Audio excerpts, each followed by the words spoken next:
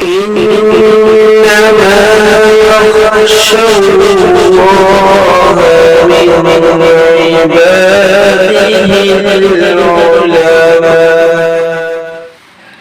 أعوذ بالله من الشيطان الرجيم. بسم الله الرحمن الرحيم. إن الذين كفروا ينادون لمقت الله أكبر من مقتكم أنفسكم إذ تدعون إلى الإيمان فتكفرون. قالوا ربنا أمتنا اثنتين وأحييتنا اثنتين فاعترفنا بذنوبنا فهل إلى خروج من سبيل. ذلك بأنه إذا دعي الله وحده كفرتم وإن يشرك به تؤمنوا فالحكم لله العلي الكبير. هو الذي يريكم آياته وينزل لكم من السماء رزقا وما يتذكر إلا من ينيب فادعوا الله مخلصين له الدين ولو كره الكافرون. إن الذين كفروا ينادون لمقت الله أكبر من مقتكم أنفسكم. بے شک وہ لوگ جنہوں نے دنیا میں کفر و شرک کر رکھا ہے، قیامت میں ان کو پکارا جائے گا اور پکار کر کہا جائے گا کہ آج اللہ تعالیٰ تم سے بہت زیادہ ناراض ہیں، اتنا زیادہ ناراض ہیں کہ تم دنیا میں جب تھے اور تم کو ایمان کی دعوت دی جاتی تھی تو تم ایمان اور اسلام قبول کرنے سے جتنا ناراض ہوتے تھے اس سے کہیں زیادہ آج اللہ ناراض ہے. اذ تدعون الى الایمان فتکفرون، تم کو ایمان کی دعوت دی جاتی تھی تو تم نہیں مانتے تھے. قالوا ربنا امتنا اثنتين واحييتنا اثنتين فاعترفنا بذنوبنا فهل الى خروج من سبيل.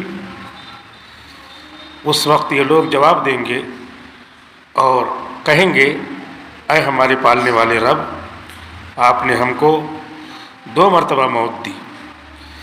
ایک تو دنیا میں آنے سے پہلے جب ہم نطفہ تھے تو وہ موت، اور ایک زندگی کے بعد جو آپ نے ہمیں موت دی. وَأَحْيَيْتَنَا اثْنَتَيْنِ، اور آپ نے ہمیں 2 مرتبہ زندگی دی. ایک تو نطفے سے جب ہم انسان بنائے گئے وہ زندگی، اور ایک ابھی مرنے کے بعد آپ نے حساب کے لیے جمع کیا. فَاعْتَرَفْنَا بِذُنُوبِنَا، تو اب ہمیں آج اپنے گناہوں کا اعتراف ہے. تو اب ہم گناہ کر کے آئے ہیں تو کیا ہے کوئی راستہ دوبارہ دنیا میں جا کر نیک عمل کرنے کا؟ اللہ تعالیٰ فرشتے سے کہیں گے کہہ دو نہیں، اب دنیا میں نہیں جا سکتے. ذَلِكُمْ بِأَنَّهُ إِذَا دُعِيَ اللَّهُ وَحْدَهُ كَفَرْتُمْ. اس کی وجہ یہ ہے کہ جب تمہیں اللہ کی دعوت دی جاتی تھی، ایک اللہ کا نام لیا جاتا تھا تو تم فوراً انکار کر دیتے تھے. وَإِن يُشْرَكْ بِهِ تُؤْمِنُوا، اور جب شرک اور کفر کی بات کہی جاتی تھی تو اسے مان لیتے تھے. فَالْحُكْمُ لِلَّهِ الْعَلِيِّ الْكَبِيرِ، تو آج حکم اللہ کا چلے گا جو عالی شان ہے، بڑا ہے، عظیم الشان ہے. هُوَ الَّذِي يُرِيكُمْ آيَاتِهِ وَيُنَزِّلُ لَكُم مِّنَ السَّمَاءِ رِزْقًا. وہی ہے وہ خدا جو دنیا میں آپ سب لوگوں کو اپنی نشانیاں دکھاتا رہتا ہے اور آپ سب لوگوں کے لیے آسمان سے بارش برسا کر رزق دیتا رہتا ہے. وَمَا يَتَذَكَّرُ إِلَّا مَن يُنِيبُ، اور اللہ کی ان نشانیوں سے نصیحت صرف وہی لوگ حاصل کرتے ہیں جو اللہ کی طرف اپنی توجہ کرنے والے ہوتے ہیں. فَادْعُوا اللَّهَ مُخْلِصِينَ لَهُ الدِّينَ، لہٰذا اے مومنو اللہ کی عبادت کرو اسی کو پکارو اپنے عقیدے کے اس کے لیے خالص بنا کر. وَلَوْ كَرِهَ الْكَافِرُونَ، کافروں کو، اللہ کو نہ ماننے والے لوگوں کو چاہے جتنا ناپسند ہو، آپ اللہ کی عبادت پر جمے رہو. رفیع الدرجات ذو العرش، وہ اللہ بہت بلند درجے والا ہے، مومنوں کے درجات کو بلند بھی کرتا ہے، عرش کا مالک ہے. یلقی الروح من امرہ علی من یشاء من عبادہ، وحی ربانی کو، اپنے احکام کو بھیجتا رہتا ہے ان لوگوں پر، رسولوں میں سے، اپنے خاص بندوں میں سے جن پر احکام بھیجنا چاہتا ہے. لینذر یوم الطلاق، تاکہ یہ پیغمبر آئیں اور اس دن سے ڈرائیں جس دن ایک دوسرے سے ملاقات لوگ کریں گے. یوم ہم بارزون، جس دن سارے لوگ میدان میں سامنے نکل کر آ جائیں گے، کھلا میدان ہوگا. لا یخفی علی اللہ منہم شیء، اللہ پر ان لوگوں کی کوئی چیز پوشیدہ نہیں رہے گی. لمن الملک اليوم، اس دن سوال ہوگا کہ آج کس کی سلطنت ہے، بتلاؤ. للہ الواحد القہار، اللہ کی طرف سے فرشتوں کے ذریعے جواب آئے گا، اللہ کی سلطنت ہے جو اکیلا ہے، غالب ہے. الیوم تجزی کل نفس بما کسبت، آج ہر آدمی کو اس کے ہر چھوٹے بڑے عمل کا بدلہ دیا جائے گا. لا ظلم اليوم، آج ذرہ برابر بھی ظلم نہیں کیا جائے گا. ان اللہ سریع الحساب، بے شک اللہ تعالیٰ جلد حساب لینے والے ہیں.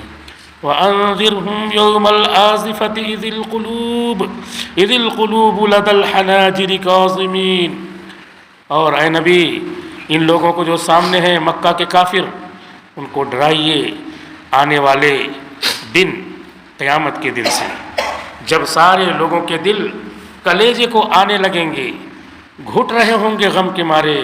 مَا لِلظَّالِمِينَ مِنْ حَمِيمٍ وَلَا شَفِيعٍ يُطَاعُ، اس دن ظالموں کا نہ کوئی جگری دوست ہوگا اور نہ کوئی ان کا کام بنانے والا سفارشی جس کی بات وہاں مانی جائے.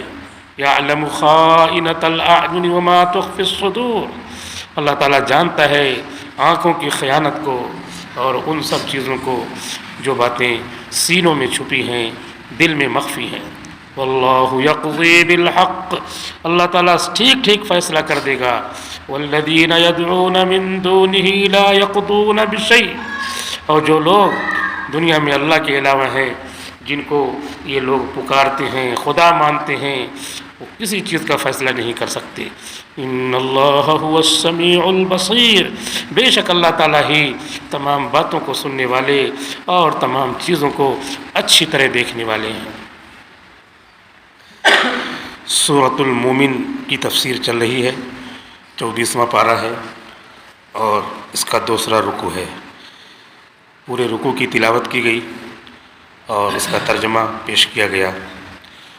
اب مختصر تفسیر پیش کی جاتی ہے.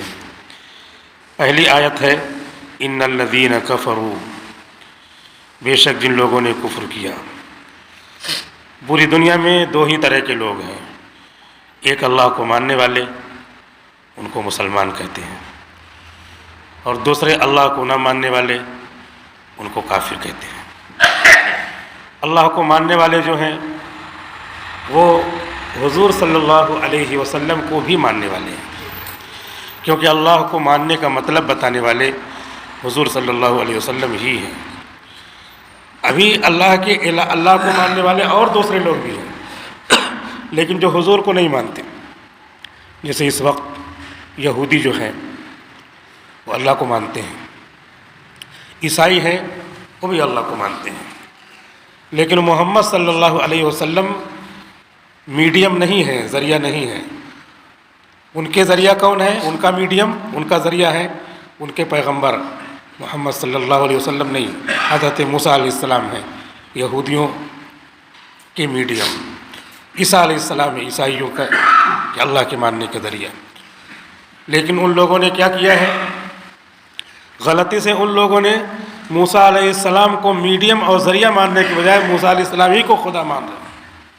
ابھی جو اسرائیل اور حماس کی جنگ چل رہی ہے تو اسرائیل والے بھی دعا کر رہے ہیں جنگ میں، کیونکہ وہ بھی اللہ کو مانتے ہیں، لیکن غلطی سے وہ موسیٰ علیہ السلام ہی کو خدا مانتے ہیں، اور موسیٰ علیہ السلام کو کہہ رہے ہیں اے خدا کیا آپ ہم کو چھوڑ دیں گے؟ راستہ بھٹک گئے، فی ضلال مبین، کھلی ہوئی گمراہی میں۔ موسیٰ علیہ السلام کو رسول مانتے اور توریت کو مانتے، تو ابھی قرآن جب آ چکا ہے تو قرآن کے سامنے اس کا بھی اعتبار نہیں ہوتا، کیونکہ جب قرآن آ گیا تو قرآن ایسے ہے جیسے ٹیوب لائٹ، اور توریت انجیل اس کے سامنے ایسے ہے جیسے موم بتی۔ تو اب موم بتی کی لائٹ ٹیوب لائٹ کی لائٹ میں جا کے ضم ہو گئی، ختم ہو گئی، اب اس کا اعتبار نہیں ہے، لیکن ہے وہ لائٹ بھی، اسی لیے ہم موسیٰ علیہ السلام کو بھی مانتے ہیں، عیسیٰ علیہ السلام کو بھی مانتے ہیں، لیکن اب اس سے بڑی لائٹ آ گئی ہے، آفتاب نبوت آ چکا ہے، اس کے سامنے تمام ستارے ان کی روشنی اس میں ضم ہو گئی ہے، مل گئی ہے۔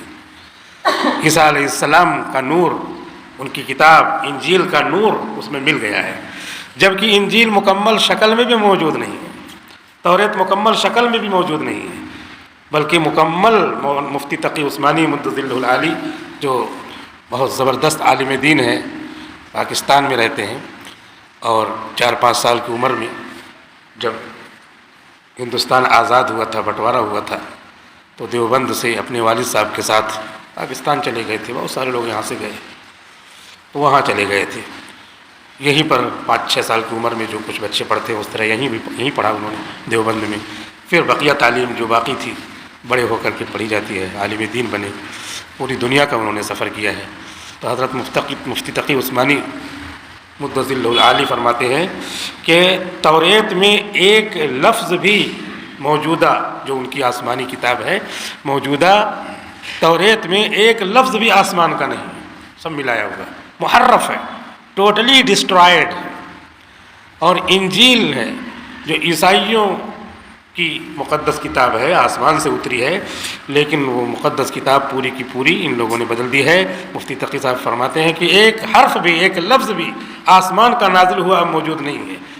آسمان کے احکام ایک آدھ ہوں گے، انہوں نے الفاظ اس کے بدل ہی دیے، سب بدل دیا پورا، لیکن قرآن کریم جس کو ہم پڑھ رہے ہیں، تلاوت کرتے ہیں، نماز میں پڑھتے ہیں، اور یہ تفسیر سن رہے ہیں، مدرسوں میں پڑھائی جاتی ہے، اس کے ایک ایک لفظ کو، حرف کو تصحیح کے ساتھ پڑھایا جاتا ہے، پھر معانی بتائے جاتے ہیں، اس میں ایک حرف کیا ایک نقطہ بھی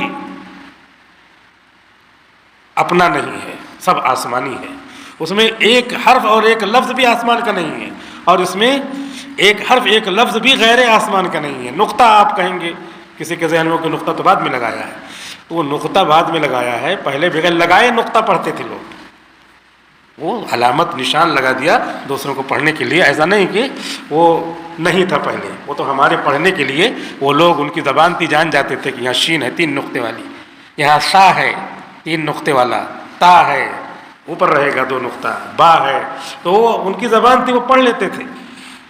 جب عجمیوں میں قرآن آیا، ہماری طرف آیا، تو اب ان کو کیا پتہ، معنی تو جانتے نہیں، تو اس لیے بات یہ آئی کہ اب جو ہے نقطہ رکھ دینا چاہیے، نہیں تو نقطہ ایک ہے، نون کے بجائے اس کو با سمجھ لیں گے، نیچے پڑھ دیا تو با ہو جائے گا، اوپر ڈال دیا تو، اگر شوشہ صرف ہے تو اوپر ڈال دیا تو نون، نیچے ڈال دیا تو با، اوپر 2 نقطہ ڈال دیا تو تا، نیچے ڈال دیا تو یا۔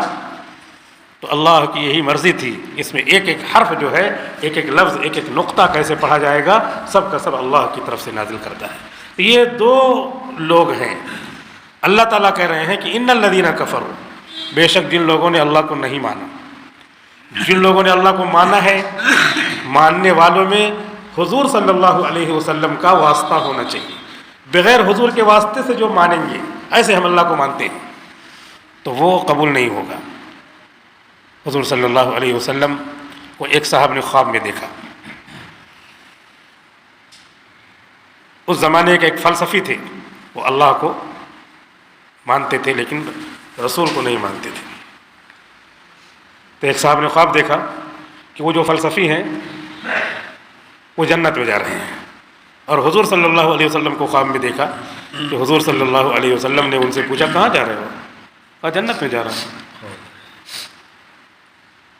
کہا کیسے جنت میں جا رہے ہو؟ کہا اللہ کو مانتا ہوں اس لیے جا رہے ہو۔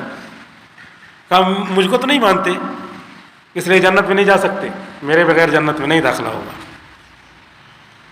تو جو لوگ اللہ کو ایک مانتے ہیں لیکن حضور صلی اللہ علیہ وسلم کے واسطے سے نہیں مانتے ہیں، آپ ہی میڈیم ہیں، اسی لیے جگہ جگہ قرآن شریف میں آتی اللہ واتی اور رسول، اللہ کی اطاعت کرو اور رسول کی اطاعت کرو۔ رسول جیسے بتلائیں گے وہی اللہ کی اطاعت ہوگی، اپنے سے دماغ سے نکال کر کے اللہ کی اطاعت مانی ہی نہیں جائے گی، کیونکہ اللہ کی اطاعت کیسے ہوگی؟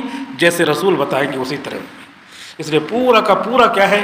اللہ کے رسول صلی اللہ علیہ وسلم نبی اللہ تعالیٰ کے احکام کا ذریعہ ہے، بغیر آپ کے ذریعے کے کوئی حکم پہنچے گا ہی نہیں۔ آسمان سے حکم نازل ہو رہا ہے، اس لیے کہا جا رہا ہے کان خلقہ القرآن۔ حضرت عائشہ کہتی ہیں کہ جو کچھ قرآن میں ہے، جو اللہ کی کتاب ہے، وہی آپ کے اخلاق ہیں، اور جو آپ کے اخلاق ہیں وہی قرآن ہے۔ گویا کہ پورا حکم خداوندی اگر عملی شکل میں دیکھنا ہو تو حضور اکرم صلی اللہ علیہ وسلم کو دیکھا جائے گا، اور کسی بھی عمل کو اچھا یا برا بتانا ہو تو حضور نے کیسے عمل کیا اس پہ فٹ کیا جائے گا، اسی پہ فٹ کیا۔ کسی کا اچھا و برا ہونا کیسے معلوم ہوتا ہے؟ ظاہر سی بات ہے کہ یہ چیز اچھی ہے، یہ چیز صحیح ہے، یہ چیز غلط ہے، کیسے؟ پہلے اس کا کوئی معیار ہوتا ہے۔ استاد نے بتا دیا، مان لیا اعوذ باللہ من الشیطان الرجیم پڑھو، بچہ آ کے پڑھ رہا اعوذ باللہ، تو کیا کہتے ہیں؟ استاد نے تم کو عین نکالنے کے لیے بتایا نا، اس کے مطابق نہیں ہے تو غلط ہے۔ تو ہم کو جو بتایا گیا ہے، ہم کو یہ بتایا گیا کہ نبی صلی اللہ علیہ وسلم نے جیسے کیا ہے اس کے مطابق ہے تو وہ صحیح ہے، اس کے خلاف ہے تو وہ غلط ہے۔ چنانچہ السلام علیکم، نبی نے فرمایا کہ جب آپس میں ملاقات ہو تو سلام کرو، السلام علیکم وعلیکم السلام۔ آپ نے فرمایا ایسے سلام کرو، السلام علیکم ورحمۃ اللہ، تو ایسے سلام کریں، بڑھا دیں گے، 20 نیکی ہو جائے گی، السلام علیکم ورحمۃ اللہ۔ اور آپ نے فرمایا السلام علیکم ورحمۃ اللہ وبرکاتہ، تو ایسے سلام کریں گے، السلام علیکم ورحمۃ اللہ وبرکاتہ۔ بس اتنا، اب آپ نے اتنا ہی بتایا ہے، السلام علیکم ورحمۃ اللہ وبرکاتہ۔ اب ایک آدمی سلام اس طرح کرتا ہے، السلام علیکم ورحمۃ اللہ وبرکاتہ ومغفرتہ، تو حضور کا جو سلام ہے اس کے وہ مطابق نہیں ہے، تو مغفرتہ کا لفظ اچھا ہے لیکن وہ مطابق نہیں ہے، تو اس کو کیا کہیں گے؟ غلط ہے۔ جیسے یہ دروازہ بنا ہوا ہے، گیٹ بنا ہوا ہے، اب اس پر جو ہے ہم یہ دروازہ بنوا کے لاتے ہیں، دروازہ بنوا کے لائے، تو جب دروازہ بنوا کے لائے تو 50,000 کا دروازہ بنوا کے لائے، 50,000 کا لا کے لگا دیے، لیکن وہ جتنا اس کا جو ہے فاصلہ ہے اس سے 2 انچ 3 انچ بڑا ہے، تو کہیں گے نہیں یہ غلط ہے۔ وہ بحث کر رہا غلط کیوں ہے؟ 50,000 کا لایا ہوں۔ ارے اللہ کے بندے، جو دروازہ ہے اس کے فٹ ہونا چاہیے، نہیں میں 55,000 کا لایا ہوں، 55,000 کا لا، 60,000 کا لا، 2 لاکھ کا لا، یہاں پہ جہاں پہ فٹ کرنا ہے اس کے فٹ ہونا چاہیے۔ تو جو چیز جہاں کے لیے ہو، فٹ ہو، تب وہ چیز صحیح ہوتی ہے۔ ہمارا جو دین ہے وہ نبی صلی اللہ علیہ وسلم اس کا معیار ہے، معول ہے، اعتماد کی جگہ جتنی بھی چیز ہے اسی پہ دیکھی جائے گی، اس سے بڑی ہے یا گھٹ گئی ہے، تو گھٹنا بھی اگر آپ نے کیا ہے تو وہ جائز رہے گا، وہ بھی کبھی آپ نے کیا، مثال کے طور پہ وضو میں 2 مرتبہ کبھی دھو لیا، تو ابو داؤد شریف کی حدیث ہے کہ 2 مرتبہ بھی آپ نے کبھی کبھی دھویا ہے، تو اب اس میں فٹ ہو گئی وہ۔ جیسے یہ دروازہ ہے، یہ دروازہ ادھر چھوٹا ہے تو چھوٹا بھی دروازہ وہاں پہ لا کے فٹ کر دو، یا ایک بڑا دروازہ بڑا بھی فٹ کر دو تو وہاں پہ فٹ ہو جائے گا۔ تو ایسے آپ نے کبھی 2 دھویا ہے، 3 سے زیادہ نہیں دھویا ہے آپ نے، تو اب آپ معیار ہے، جیسے یہ دروازہ معیار ہے ایسے آپ معیار ہے، 3 سے زیادہ نہیں دھویا۔ ایک آدمی 4 مرتبہ دھوتا ہے تو کیا ہوگا؟ جیسے دروازہ اپنی جگہ پہ فٹ نہیں ہے، چاہے اس کی نیت کتنی اچھی ہو، زیادہ اللہ کے راستے میں پیسہ دے رہا ہے، اگر زیادہ لگ رہا ہے، اللہ کے بندے کیا کروں گا جب یہاں پہ گرمی سردی میں یہ روک نہیں پائے گا دروازہ، بھلے سے تو 10,000 زیادہ دے رہا ہے لیکن وہ نہیں فٹ ہوگا۔ ایسے ہی اللہ کے رسول صلی اللہ علیہ وسلم کی ذات کو نمونہ بنا کر کے ماننے والے مسلمان کہلائیں گے، مومن کہلائیں گے، اور اس کو جو گھٹائیں گے بڑھائیں گے، اگر گھٹانا ثابت ہے جیسے میں نے یہ بتایا تو گھٹانا بھی سنت ہو جائے گا، بڑھانا ثابت رہے گا تو وہی کہلائے گا، ثابت نہیں ہے تو وہ بڑھانا بھی کیا ہوگا؟ معیار سے اوپر ہو گیا۔ اس وجہ سے اللہ کے رسول صلی اللہ علیہ وسلم کو معیار بنایا جائے گا ہر چیز میں. ایک ایک چیز آپ نے بتائی ہے، ہنسنا، بولنا، لکھنا، پڑھنا، شادی بیاہ، ہر چیز کو آپ کی ذات پہ دیکھا جائے گا. آپ بچپن میں کیسے تھے، آپ نے بڑے ہو کر کے بچپن کے بچوں کے لیے، بچپن میں رہنے والوں کی کیا ہدایات دی ہیں، اسی نمونے کے مطابق کرنا پڑے گا. آپ کیسے ہنستے تھے، کیسے بولتے تھے، کیسے گفتگو کرتے تھے، کیسے معاملہ کرتے تھے، سب معیار موجود ہے.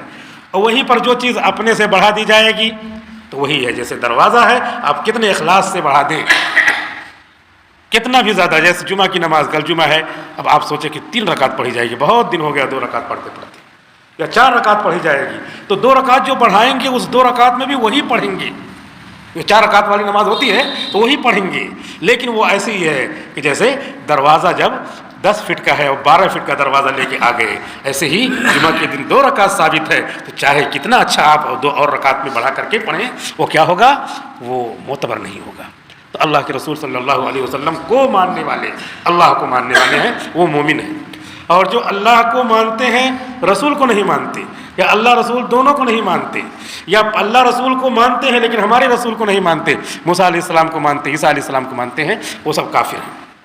ان الذین کفروا، ان کافروں کو اللہ تعالیٰ قیامت کے دن فرشتوں سے کہیں گے، ان کو پکارو، کہو کہ آج میں تم پر بہت زیادہ غصہ ہوں.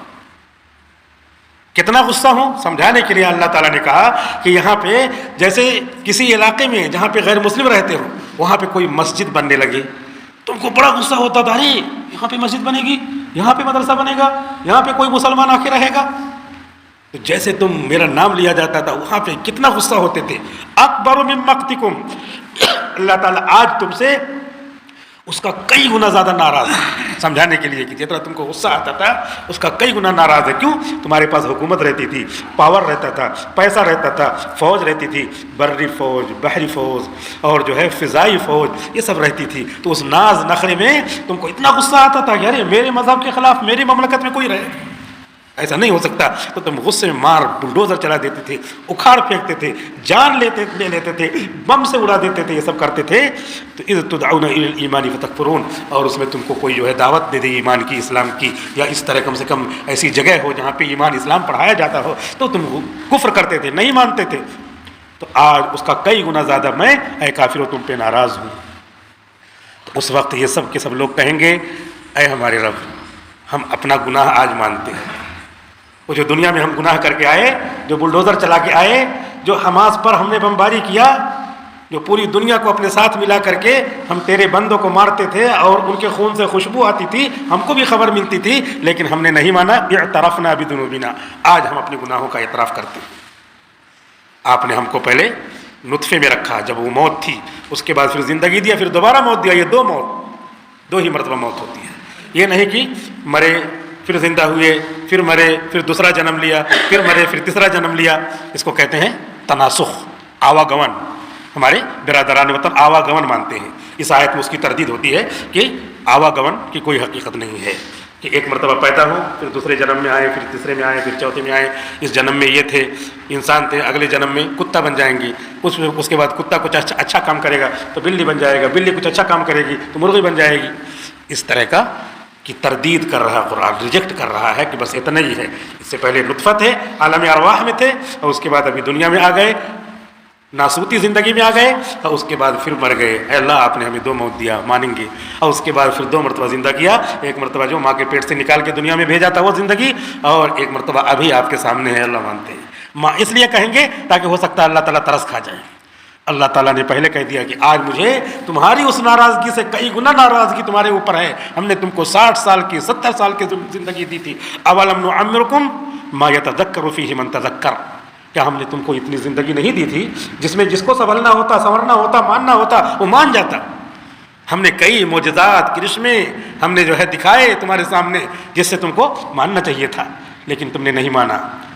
تو کہیں گے اللہ تعالیٰ ٹھیک ہے، تو کم سے کم ہم کو دوبارہ پھر وہاں بھیج دیجیے. اب دوبارہ جائیں گے تو کسی مسلمان کو پریشان نہیں کریں گے، کسی خدا والے کو، اللہ والے کو پریشان نہیں کریں گے.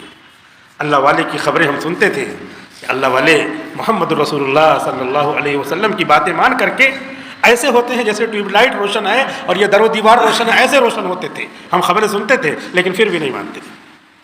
ایسے روشن ہوتے ہیں. اللہ کے رسول صلی اللہ علیہ وسلم کے واسطے سے اللہ تعالیٰ نیک بندوں میں ایسی خوبیاں پیدا کر دیتے ہیں جیسی خوبیاں نبی میں ہوتی ہیں. لیکن نبی کی جو خوبی ہے وہ معجزہ کہلاتی ہے، اور اہل اللہ اولیاء اللہ کے اندر جو خوبی اس طرح کی ہوتی ہے وہ کرامت کہلاتی ہے. چنانچہ لکھا ہوا ہے پیران پیر حضرت غوث اعظم شیخ عبد القادر جیلانی رحمۃ اللہ علیہ ایک مرتبہ ایک بزرگ سے ملنے جا رہے تھے، تو 2 لوگ اور ساتھ میں ہو گئے کہ ہم بھی چلیں گے. اب اس راستے میں جب ہوتے ہیں تو فرینکلی گفتگو ہوتی ہے، تو آپس میں ایسے گفتگو ہونے لگی. کوئی کچھ بات کر رہا، کوئی کچھ بات کر رہا، سب آپس میں ایسے باتیں کر رہی ہیں. تو ایک نے کہا کہ میں تو اس بزرگ کے پاس جا رہا ہوں کیونکہ مجھے بہت پریشانی ہے، روزی کی تنگی ہے، خرچ مشکل سے چل پاتا ہے، تو اس لیے میں جاؤں گا، دعا کرواؤں گا، اس لیے جا رہا ہوں. تم کیوں جا رہے ہو؟ تو دوسرے نے کہا کہ میں تو اس لیے جا رہا ہوں کہ بزرگ تو یہ بہت مشہور ہیں، لیکن میں 2-3 سوال رکھے ہوئے ہوں، وہ سوال پوچھوں گا کہ کچھ ان کو معلومات بھی ہے، علم بھی ہے ان کو کہ نہیں علم ہے، تو امتحان لینے کے لیے جا رہا ہوں. آئی ول گیو ایگزامینیشن. انگریزی میں گیو ٹیک کے معنی میں آتا ہے ایگزام کے لیے. اگر امتحان کے لیے استعمال کرتے ہیں کہ میں امتحان لیتا ہوں تو ہوگا آئی گیو ایگزام، اور میں امتحان دیتا ہوں تو آئی ٹیک نہیں، ٹیک کی جگہ گیو، گیو کی جگہ ٹیک استعمال کرنے لگتے ہیں. بہرحال امتحان لینے جا رہا ہوں. وہ کہا ٹھیک ہے. اب یہ بھی بچے تھے جس وقت جا رہے تھے، شیخ عبد القادر جیلانی نوجوان تھے، ایسے بچے تھے. کہا کہ تم کیوں جا رہے ہو؟ تو انہوں نے کہا میں اس لیے جا رہا ہوں کہ بزرگ ہیں، نیک ہیں، تھوڑا سا ان کی صحبت میں رہوں گا تو اس کا اثر کچھ اپنے دل پر آئے گا اور پھر جو ہے میرا بھی کام ہو جائے گا، اس لیے جا رہا ہوں. تینوں لوگ گئے. ادھر کیا ہوا؟ ادھر جو ہے جب قریب پہنچے تبھی اللہ تعالیٰ نے ان کے دل میں بات ڈال دیا کہ یہ 3 لوگ آ رہے ہیں اور ان کا مقصد کیا ہے وہ بھی اللہ تعالیٰ نے ڈال دیا، دل میں بات ڈال دیا. اسی کو کہتے ہیں کشف کہتے ہیں. جیسے یہ ٹیوب لائٹ ہے، ٹیوب لائٹ جل رہی ہے تو ادھر کنارے بھی کشف کے معنی روشنی، تو یہ روشن ہے. وہ ٹیوب لائٹ خود جل رہی ہے، اس کے بعد آزو بازو ادھر خود بھی دکھ رہا ہے. تو ایسے ہی اللہ کے نبی صلی اللہ علیہ وسلم کو جو روشنی وحی دی گئی ہے وہ ٹیوب لائٹ کی مانند ہے، آفتاب کی مانند ہے. تو وہ خود روشن ہے اللہ کے رسول، اور جو ان کی چیزوں پہ اتباع کرتا ہے تو اس کی وجہ سے دل میں روشنی پیدا ہوتی ہے. تو اس سے روشنی کی وجہ سے جو چیزیں وہاں پہ رہتی ہیں وہ چھپی رہتی ہیں، روشنی کی وجہ سے دکھائی دینے لگتی ہے. تو جو اہل اللہ ہیں، سنت نبی پر عمل کرتے ہیں، اللہ تعالیٰ ان کو اس طریقے سے وحی کی روشنی کی وجہ سے وہ چیزیں کھول دیتے ہیں. تو اسی کا نام ہوتا ہے کشف. تو ان کے دل پہ اللہ تعالیٰ نے وہ چیزیں کھول دیا. اب یہ لوگ پہنچے، پہلے ہی ان بزرگ نے، اللہ کے ولی نے کہہ دیا کہ کسی کو کچھ بولنے کی اجازت نہیں ہے، اور آپ جو آئے ہیں تو میں آپ کے لیے، ادھر والے کو اشارہ کر کے کہا آپ جو آئے ہیں تو میں آپ کے لیے دعا کرتا ہوں اللہ تعالیٰ آپ کی روزی کو بڑھا دی. اور ایک وقت ایسا آئے گا کہ سونے چاندی کے پہاڑ پہ آپ بیٹھیں گے، بڑی دولت اللہ تعالیٰ دیں گے آپ کو. کوئی وہ جو دعا کروانا چاہتے تھے فراخی رزق کے لیے، ان کو ایسے کہا بزرگ نے، اللہ کے ولی نے. اور یہ دوسرے تھے، ان سے کہا کہ آپ یہ سوال آپ پوچھنا چاہتے ہو تو اس کا جواب یہ ہے، یہ سوال آپ پوچھنا چاہتے ہیں تو اس کا جواب یہ ہے، یہ سوال آپ پوچھنا چاہتے ہیں تو اس کا جواب یہ ہے. سب جواب دے دیا. اور اس کے بعد کہا کہ میں دیکھ رہا ہوں کہ ایک وقت ایسا آئے گا کہ آپ اسلام کو چھوڑ دو گے اور اسلام کو چھوڑ کر کے اسی حالت میں مر جاؤ گے، مرتد ہو جاؤ گے. میں دیکھ رہا ہوں. اور آپ جو ہے اللہ کے بہت قریبی بندے، سنت نبوی پہ عمل کرنے والے اور ایک ایک سنت کی اتباع کرنے والے بنیں گے. اور ایک وقت ایسا آئے گا کہ بغداد کے ممبر پہ آپ کہیں گے، بغداد کے ممبر پر آپ کہیں گے قدمی ہذہ علی رقاب جمیع اہل اللہ،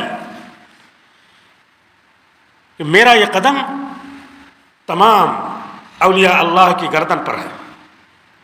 ایسا آپ کہیں گے. اس کے بعد کہا جائیے آپ لوگ. وہ لوگ چلے آئے. بعد میں کیا ہوا؟ بعد میں ہوا کہ جو آدمی روزی کے لیے گیا تھا اللہ نے اس کو روزی خوب دیا، سونے چاندی کی بہتات ہو گئی. اور یہ شخص جو تھا یہ بہت بڑا اہل علم تھا، علم والا تھا، بادشاہ کا وزیر بنا، سفیر بنا روم والوں کے پاس، ہرقل بادشاہ کے پاس اس بادشاہ نے اس کو ایمبیسڈر بنا کے بھیجا، سفیر بنا کے بھیجا.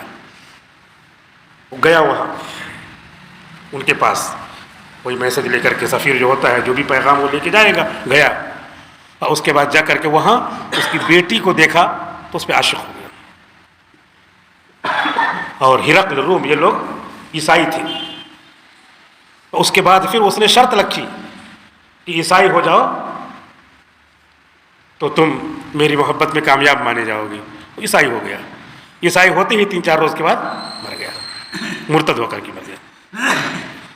اور شیخ عبد القادر جیلانی رحمۃ اللہ علیہ جب بڑے ہوئے، بوڑھے ہوئے اور عمر دراز ہوئی، عمر ان کی بڑھی، عمر دراز ہوئے، تو واقعی بغداد کے ممبر پر جمعہ کے دن تقریر کر رہے تھے اور اسی تقریر میں جوش میں آ کے کہا، مجھے کیا سمجھتے ہو، قدمی ہذہ علی رقاب جمیع اہل اللہ. مسجد میں جتنے لوگ ہیں وہی تو سنیں گے، لیکن روئے زمین پہ جتنے لوگ تھے بزرگان دین، سب نے یہ آواز سنی اور سب نے اپنی گردنیں جھکا لی ایسے. اور کچھ لوگوں نے کہا بھی کہ ہاں ہم اپنی گردنیں جھکاتے ہیں، آپ اپنا قدم مبارک رکھ دیں، آپ ہمارے بڑے ہیں. یہ میں نے اس لیے سنایا ہے کہ یہ اللہ کے رسول صلی اللہ علیہ وسلم کی سنت کے اتباع کے نتیجے میں اللہ تعالیٰ جو معجزات نبی سے ظاہر کرواتے ہیں وہی معجزات امتی سے ظاہر کرواتے ہیں، لیکن اس کا نام بدل کے اب کرامت ہو جاتا ہے. جیسے جو روشنی ٹیوب لائٹ سے نکل رہی ہے وہ اس کی اپنی ذاتی ہے، لیکن جب ادھر آتی ہے تو روشنی اسی کی ہوتی ہے، لیکن ادھر ادھر در و دیوار چمکتے ہیں. تو اب وہ در و دیوار کی جو روشنی ہے وہ در و دیوار کی کہلائے گی، لیکن حقیقت میں وہاں سے آئی ہوئی ہے، کیونکہ ٹیوب لائٹ بجھاؤ تو سب اندھیرا. تو حضور صلی اللہ علیہ وسلم اپنی سنت لے لے یا ہم چھوڑ دیں، وہاں سے لائٹ بجھ جائے تو ساری کی ساری روشنی ختم، ساری کرامت ختم. تو حضور صلی اللہ علیہ وسلم کے امتیوں میں اللہ تعالیٰ نے حضرت ابراہیم خلیل اللہ جیسا معجزہ کرامت دکھائی. اللہ تعالیٰ نے ابراہیم علیہ السلام سے کہا تھا، خانہ کعبہ بنا لیا اب، وَأَذِّنْ فِي النَّاسِ بِالْحَجِّ، لوگوں میں حج کا اعلان کرو. انہوں نے کہا اللہ تعالیٰ میری آواز ہی کتنی ہے، کہ آپ اعلان تو کرو، آپ کا کام ہے اعلان کرنا اور آواز پہنچانا میرا کام ہے. چنانچہ انہوں نے اعلان کیا، لوگوں آؤ حج کو.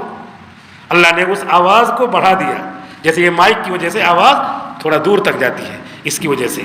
تو یہ اللہ ہی کی بنائی ہوئی چیز ہے، اللہ اس کے ذریعے، اللہ ہی آواز بڑھا رہا ہے، اس کے ذریعے اللہ اس کے بغیر بھی آواز بڑھا سکتا ہے. تو اللہ نے آواز بڑھا دیا. آواز بڑھایا تو دنیا میں اس وقت جتنے لوگ پیدا ہو چکے تھے سب نے سنا کہ آواز آ رہی، آؤ حج کو.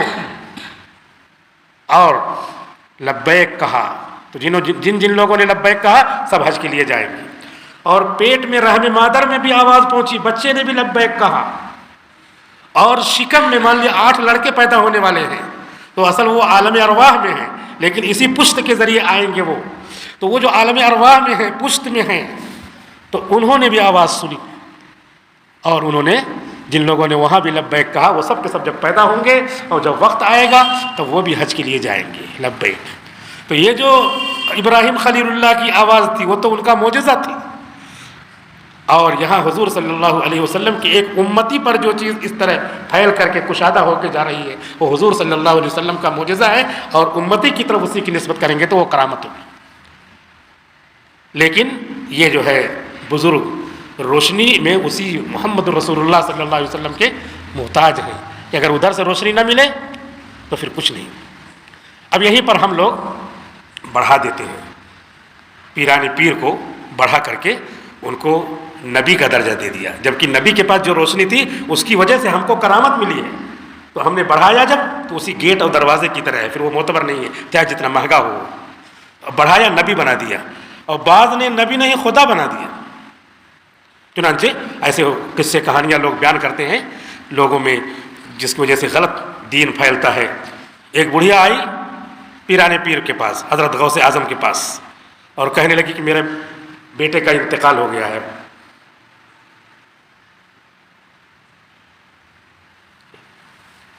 آپ اسے زندہ کر دو.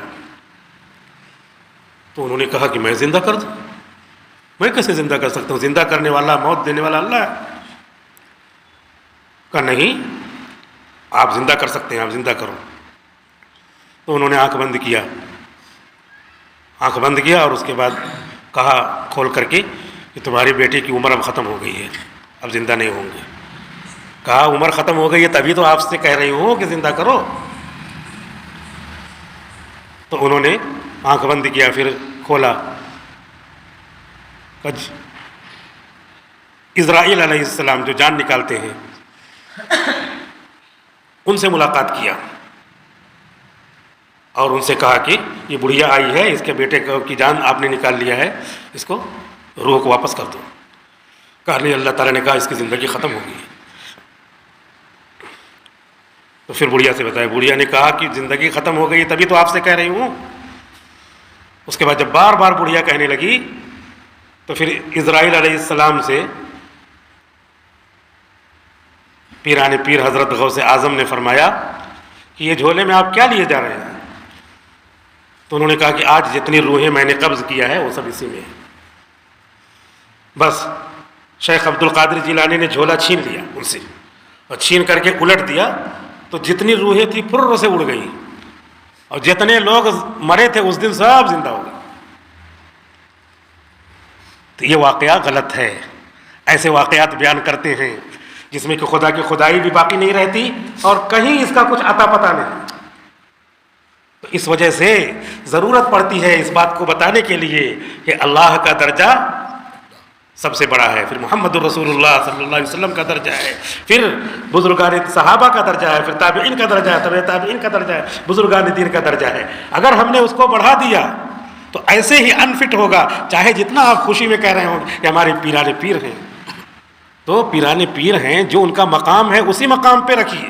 مثال کے طور پہ پیران پیر سے آپ کہہ رہے ہیں کہ آپ زندگی دے دیتے ہیں، آپ مجھے بیٹا دے دیجئے، لڑکا دے دیجئے، اور وہ محتاج ہے اللہ کے، وہ تو اس روشنی سے کسب کرتے ہیں، ادھر سے بند تو ادھر سے بند، لیکن ہم نے ان کو کیا سمجھا؟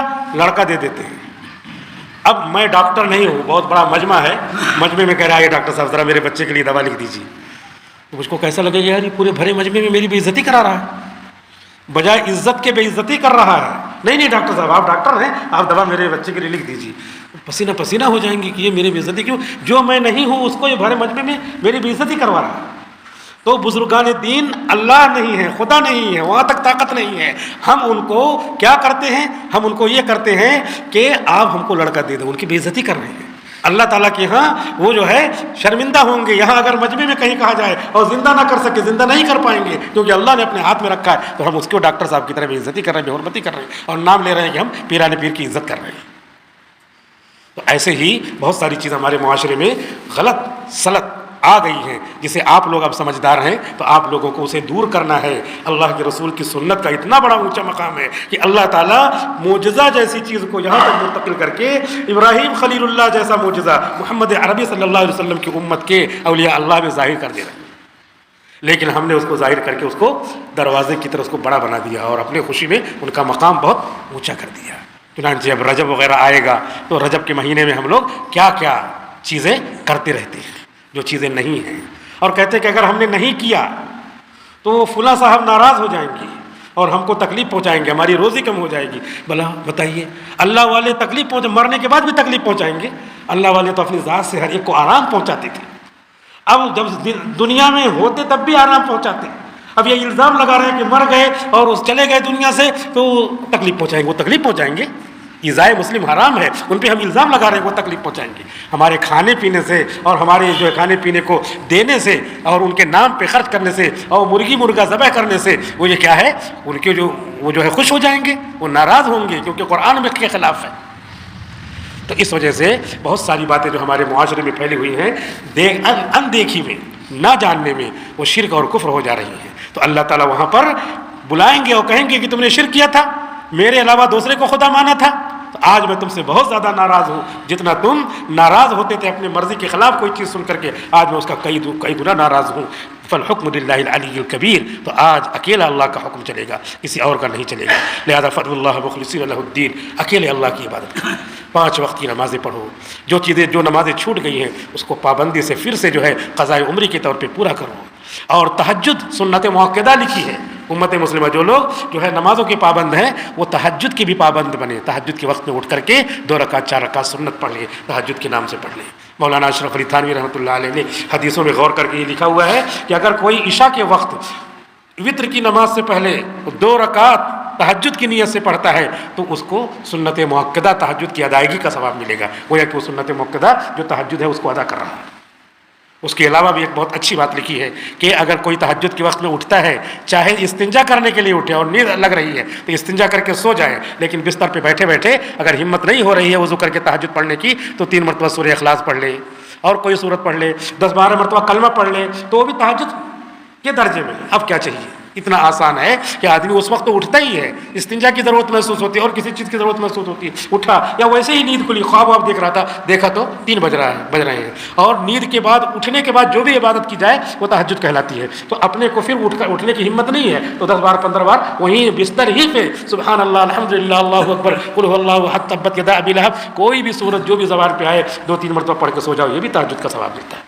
اب کیا چاہیے؟ اتنا آسان ہے دین۔ فادعوا اللہ مخلصین لہ الدین، اللہ کو اکیلا مان کر کے اس کی عبادت کرو۔ الیوم تجزی کل نفس ما کسبت، آج میدان محشر میں سب کو بدلہ دیا جائے گا۔ ما للظالمین من حمیم، یہ ظلم کرنے والے وہاں پہ کوئی مددگار دوست نہیں ملے گا، وہاں پہ کوئی سفارشی نہیں ملے گا۔ وہاں پہ فون کر دیا بھائی یہ میرا آدمی ہے اس کو چھوڑ دو، چاہے قاتل ہو چاہے کتنا بڑا مجرم ہو، وہاں VIP سب کے سب یہ علماء ہوں گے، حفاظ ہوں گے، یہ اہل اسلام ہوں گے، یہ اولیاء اللہ ہوں گے، یہ شہداء ہوں گے، یہ انبیاء کرام ہوں گے، وہ سفارشی ہوں گے۔ لا شفیع یطاع، اور کوئی سفارش نہیں ہوگا، VVIPs یہ لوگ ہوں گے۔